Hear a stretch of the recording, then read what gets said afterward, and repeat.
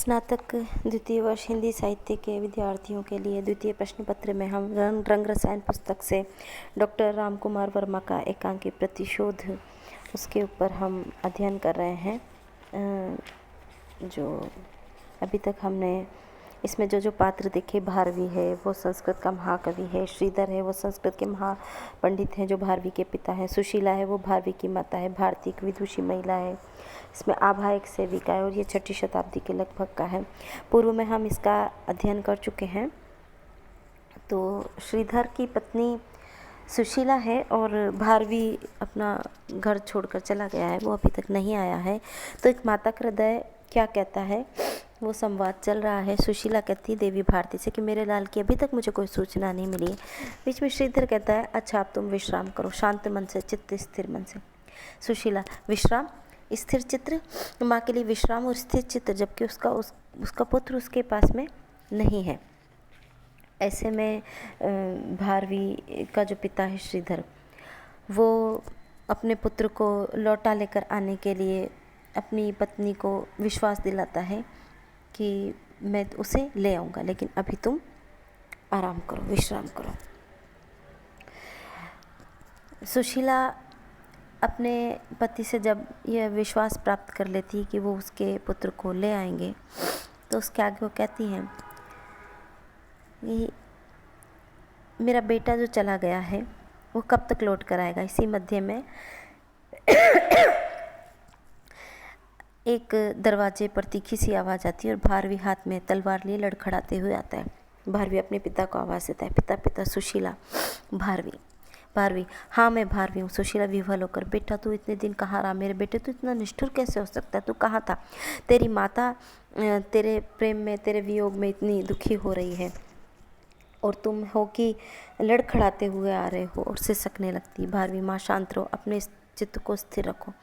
सुशीला तेरे पिता भी कहते हैं अपने चित्त को स्थिर रखो और तू भी यही कहता है, तो मुझे ये बता पुत्र कि मैं कहाँ जाऊँ, मैं क्या करूँ, अपने चित्त को कैसे स्थिर रखो इस संसार में। सुशीला बेटा अब मैं तेरी कोई बात नहीं मानूंगी।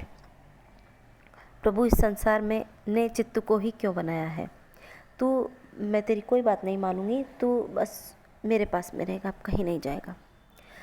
भारवी मैं इतनी ग्लानि में हूँ माँ कि संभवतः मुझे जीवन भर भूख ना लगे और तुम कहती हो कि भोजन कर लो। तो भारवी कहता है नहीं माँ मैं अभी तक अब भोजन नहीं करूँगा। सुशीला ओह मेरे लाल 2 दिनों का तो भूखा है, मैं भी तेरे लिए भोजन लेकर आती हूँ। और नेपथ्य से जैसे ही आभा का पदार्पण होता है जो कि वो भोजन लेकर आती है और भारवी अपने पिता से कहता है उसी मध्य में कि मैं आपके पुत्र होने का योग्य नहीं हूँ, इस तलवार से मेरा मस्तक काट दीजिए। श्रीधर वत्स तुम्हारे मुख से ये शब्द शोभा नहीं देते, अपनी मर्यादा सुरक्षित रखो। मैं फिर कहता हूँ कि तुम मूर्ख हो, विकल बुद्धि हो। सचमुच मैं मूर्ख हूँ, विकल बुद्धि हूँ और तभी ये प्रमाणित होगा जब आप मेरा मस्तक तलवार से काट देंगे। श्रीधर मेरे वाक्यों का प्रमाण तलवार के प्रमाण की आवश्यकता नहीं रखता, तलवार के प्रमाण निर्बलों का प्रमाण है, निर्भीक वाक्य सबलों का प्रमाण है। भारवी किंतु पिता यह तलवार मेरा मस्तक नहीं काटेगी, उस ग्लानि को काट देगी जो पिछले 2 क्षणों से मेरे जीवन को जंजा की भांति झकझोर रहा है। ग्लानि से जीवन उत्पन्न होता वत्स, जीवन से ग्लानि उत्पन्न होती है और इस तरह ग्लानि प्रधान नहीं है, जीवन प्रधान है। जब तुम जीवन के अधिकारी हो तो जीवन की शक्ति से ही ग्लानि को दूर करो, तलवार की अपेक्षा क्यों करते हो। और हाँ तुम तो महाकवि हो, तुम्हारे हाथों में लेखनी चाहिए, तलवार नहीं। ये तलवार कैसी। भारवी पिता से कहता है मैं महाकवि नहीं हूँ तभी तो हाथों में लेखनी नहीं है, तलवार है। जीवन का स्वामी नहीं हूँ तभी तो ग्लानि पर मेरा अधिकार है। श्रीधर कहता है ग्लानि काला बादल है वत्स, जो जीवन के चंद्र को मिटा नहीं सकता, कुछ क्षणों के लिए उसके प्रकाश को रोक ही सकता है। उत्साह के प्रवाह से बादल को हटा दो। भारी वह रक्त के प्रवाह से ही हटेगा पिता, और वह रक्त मेरे मस्तिष्क का होगा। श्रीधर मस्तक में सहस्त्र दल है वत्स, जिसमें ब्रह्मा का निवास है। ग्लानि के पोषण के लिए ब्रह्मदेव की आवश्यकता नहीं, किंतु मैं पूछता हूँ कि इस मूर्खता के धूमकेतु की रेखा कितनी लंबी जाएगी। मैंने तुम्हारे दोष दिखलाए तो उन्हें स्वीकार करना चाहिए था, यह नहीं कि ग्लानि से 2 दिन घर आने का नाम भी न लो। बेचारी माँ को दुखी और चिंतित रखो, उसने तुम्हारे वियोग में 2 दिनों से भोजन नहीं किया, अब आधी रात में तुम आए हो, तुम्हारे हाथ में तलवार है और पिता से तुम अपना मस्तक काटने की कहते हो। हे पुत्र, मेरे हृदय में पिता की भावना आज तुमसे लांछित हो रही है। भारवी पिता यह सब स्वीकार करता हूँ, आपसे विवाद करना मुझे अच्छा नहीं लग रहा और भी कष्टप्रद हो रहा है, किंतु मैं अपनी निर्बलता आपके सामने स्पष्ट करना ही नहीं चाहता। पिछले 2 दिनों का कार्य प्रतिशोध से परिचालित था। श्रीधर, प्रतिशोध? भारवी, हाँ प्रतिशोध। आपने मुझे सदैव लांछित किया है पिता। जब मैं शास्त्रार्थ में विजयी हुआ, आपने मुझे सार्वजनिक रूप से लांछित किया। जिन पंडितों को मैं पराजित करता था, वे ही आपके वाक्यों को लेकर मेरा परिहास करते थे। सभा में मैं इस वजह से ज़्यादा लांछित हुआ। 2 बार जब आपने सब पंडितों के सामने निंदा की तो मैं क्रोध और ग्लानि से भर गया। मैं घर नहीं लौट सका। मेरी सारी विजय की उमंग रसातल में चली गई। मैंने समझ लिया कि जब तक मेरे पिता वर्तमान है तब तक मैं इस प्रकार लांछित होता रहूँगा। श्रीधर, यह सत्य है। भारवी, मैं आत्महत्या नहीं कर सकता था क्योंकि यह एक जघन्य पाप है। मैंने अनेक बार सोचा, पिता को तो पुत्र की उन्नति से सुख होना चाहिए,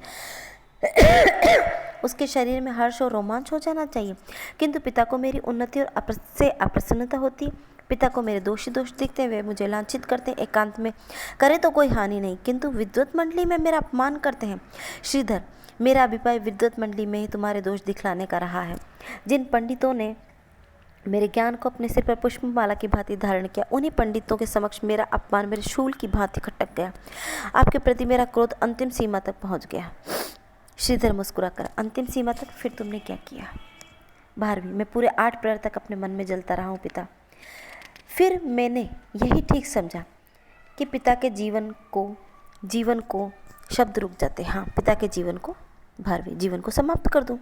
श्रीधर, कितना अच्छा होता, मुझे अपनी मृत्यु अपने पुत्र के हाथों में थी। भारवी, मैंने अपने मित्र विजय घोष के शस्त्रागार में यह पैनी तलवार चुनी, जिसके तीखी धार के स्पर्श मात्र से जीवन का सूक्ष्म तंतु बिना किसी शब्द के, बिना किसी क्षण मात्र के कट जाता है। मैं संध्या से ही इस घर के कोने में छिपा हुआ था। जब आधी रात में माता और आप निद्रा में लीन रहे तो दबे पांव आकर आपकी ग्रीवा पर यह तलवार रख देता। माता जी को भी ज्ञात नहीं होता कि यह जीवन के किस दिशा में चली गई है तलवार। प्रातःकाल जब उन्हें ज्ञात होता और नगर में यह बात फैलती तो भी मैं आता। मेरा यह प्रायश्चित होता कि जीवन भर माता की कठिन सेवा कर उन्हें वैधव्य के कष्ट का अनुभव नहीं होने देता। श्रीधर, फिर तुमने क्यों नहीं किया? यह कार्य तो तुम अब भी कर सकते हो। भारवी, पिता, मुझे और लांछित न कीजिए, मेरी ग्लानि को अधिक न बढ़ाइए। हाय रे माता हृदय, वे क्षण मात्र भी सो न सकी, आपको छेड़ती रही। उन्होंने आपको सोने न दिया और जब बातों ही बातों में मुझे ज्ञात हुआ आपकी अपनी यह पुत्र वत्सलता ही आपके अपने पंडितों के बीच मेरी निंदा कर मेरे गर्वांकुर को नष्ट करती रही। मेरे अहंकार को दूर कर मेरी अधिकाधिक उन्नति चाहते हो तो मुझ पर वज्रपात किया आपने। मेरा सारा क्रोध पानी बनकर मेरी आंखों से अश्रुधारा के रूप में निकल पड़ा। ओह पिता, आप कितने महान हैं। मेरी प्रतिदिन उन्नति के अभिलाषी, मेरे अहंकार को दूर कर मुझे साधना के पथ पर बढ़ाने वाले पिता, मैं पापी हूँ। पितृहत्या से प्रतिशोध लेने वाला है नार की पुत्र आज प्रायश्चित रूप में अपना मस्तक कटवाने की भिक्षा लेता है। श्रीधर, शांत शांत, किंतु मैं प्रतिशोध लेता हूँ न भिक्षा देता हूँ। भारवी, फिर भी मैं दंड चाहता हूँ। श्रीधर, तुम मूर्ख हो, पिता की हत्या का दंड पुत्र हत्या नहीं है। भारवी, फिर भी शास्त्र की आज्ञा अनुसार जो दंड हो वह दीजिए। श्रीधर, किंतु मैंने तुम्हें क्षमा किया वत्स। दंड की व्यवस्था पाप के स्थिर रहने में है, यह पाप स्थिर नहीं रह सका, तब दंड को आगे बढ़ाने की आवश्यकता नहीं है। और इस तरह पिता पुत्र दोनों के संवाद चलते हुए बीच में माता आ जाती। सुशीला, धन्य है मेरे लाल, तू इस तरह की बातें कर रहा है, चल पहले मैं तुझे भोजन करा दूँ। भारवी, नहीं माँ, मुझे क्षमा कर, 6 महीने बाद तेरे हाथों से भोजन करूँगा मैं। सुशीला, 6 महीने बाद? ये क्या बात है? श्रीधर की ओर देखकर, जी 6 महीने की बात कैसी? श्रीधर, यह उसका प्रायश्चित है। प्रायश्चित कैसा? ये कैसा प्रायश्चित? भारवी, यह पिता स्पष्ट करेंगे, अब मुझे देर हो रही है। पिताजी आज्ञा दें, माता आज्ञा दें, आप दोनों के चरणों के धूल लेकर मैं अपने सर पर रख लूँ और अपना प्रतिशोध पूरा करूँगा। प्रणाम माता, प्रणाम पिता। और तेजी से भारवी निकल जाता है। सुशीला चिल्लाती रहती, भारवी मेरे लाल, सुशीला मेरे लाल लौटा, हाय कैसा आया, कैसे चला गया, सुन मेरे लाल लौटा। लेकिन सारी दिशा शून्य हो जाती है और भारवी चला जाता है। तो अभी तक हमने अध्ययन किया डॉक्टर रामकुमार वर्मा के प्रतिशोध एकांकी का। यह आज यही संपन्न होता है।